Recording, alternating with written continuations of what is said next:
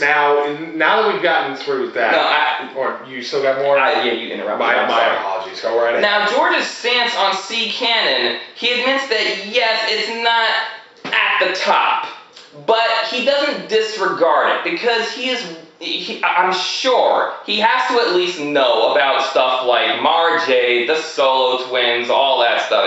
Just because he doesn't follow it, that doesn't mean he doesn't necessarily know anything about it. Right. And there's the fact that stuff that originated in C canon has made its way into the films. The midi-chlorians, for instance. No. That was if you read Making of Star Wars, that actually goes back to very early concept scripts, and he would actually share that with the early authors like Alan Dean Foster to explain why some people are stronger in the Force than others. Again, midi-chlorians are not the Force. They just help you communicate with the Force. Midi-chlorians are what makes you Force sensitive, but it's not the Force. And he explained this to early authors, but he never made it public until The Phantom Menace.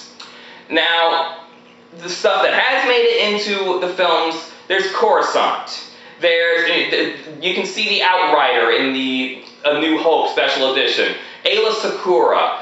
So stuff from C canon has made its way into the films. He doesn't flat out disregard C canon, the expanded universe, but he may not follow it closely, but I'm sure he's aware of some stuff in it. I'm sure he's aware of it, and I'm sure that whoever they choose to direct Episode 7 is going to be well aware of it. Because they have said that these new series of films, the 7, 8, 9 trilogy, is supposed to take place about 30 years after the events of Return of the Jedi.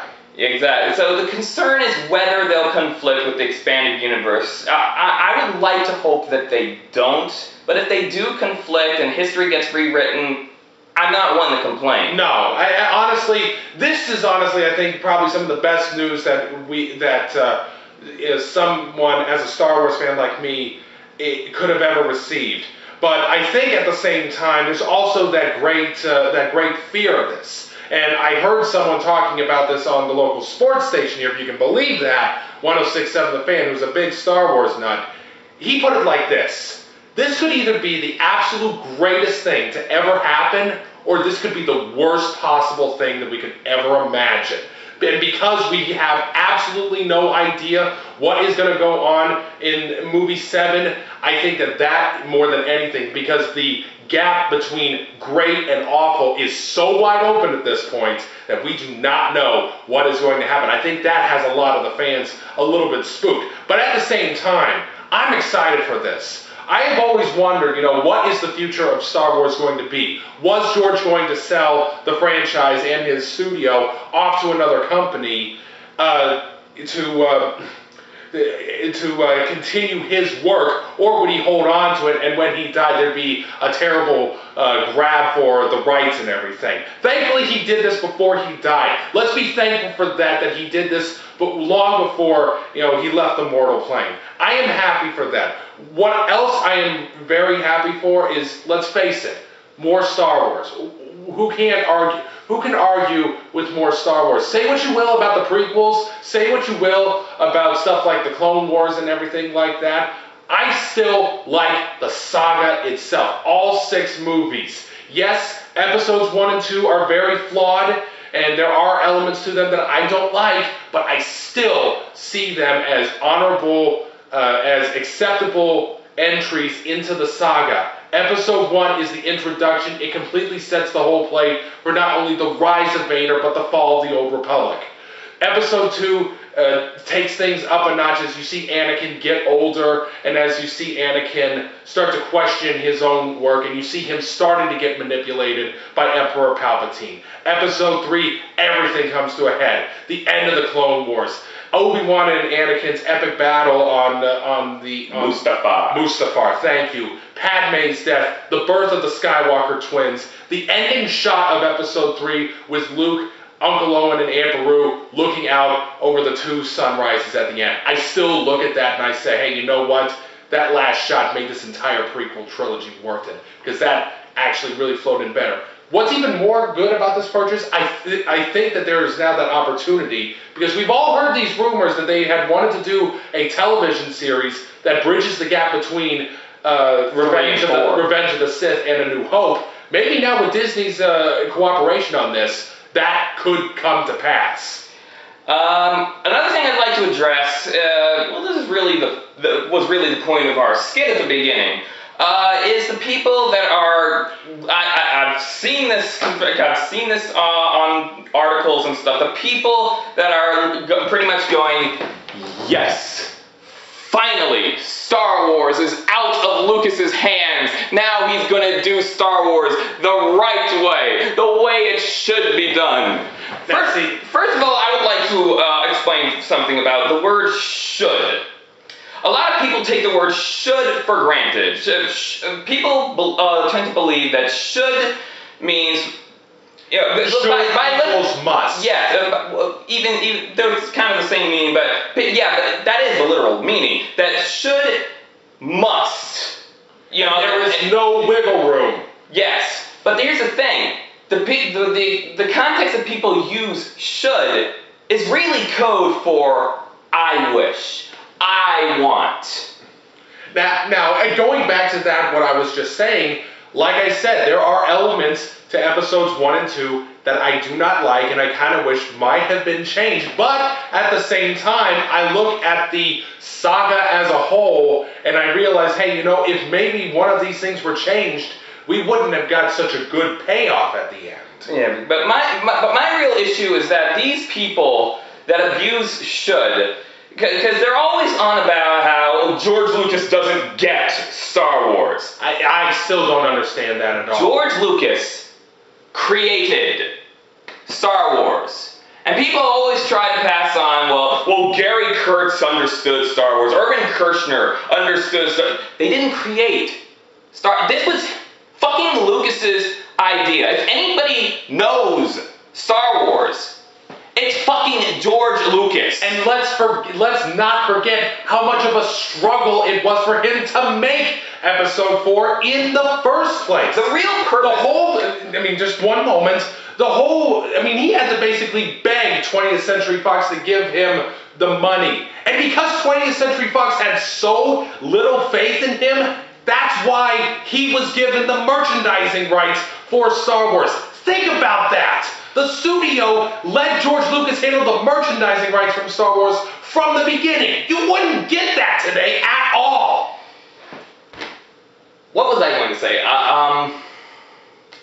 The purpose of our skit was to illustrate how would you feel if you created something and some know-it-all nerd came up to you and said, I know your property better than you.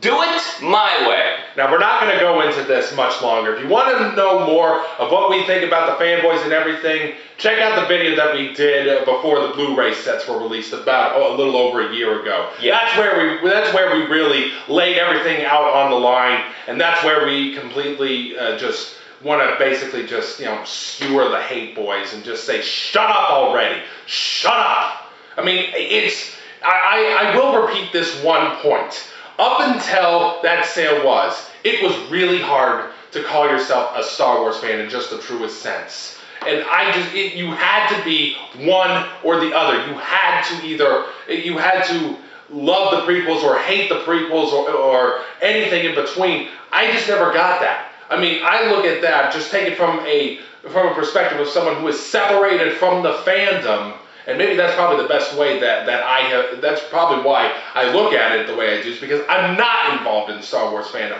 I've never been to Celebration. I don't go on these message boards in any places. Sure, my friend will link me a couple of links from places like the Prequel Appreciation Society. Or a certainpointofview.net. Very excellent website if anyone wants to hear some good talks from a very objective fan. But that's the whole thing. I am objective enough to acknowledge that while I do know that there are some points of those movies that I just don't like, I'm just like, whatever.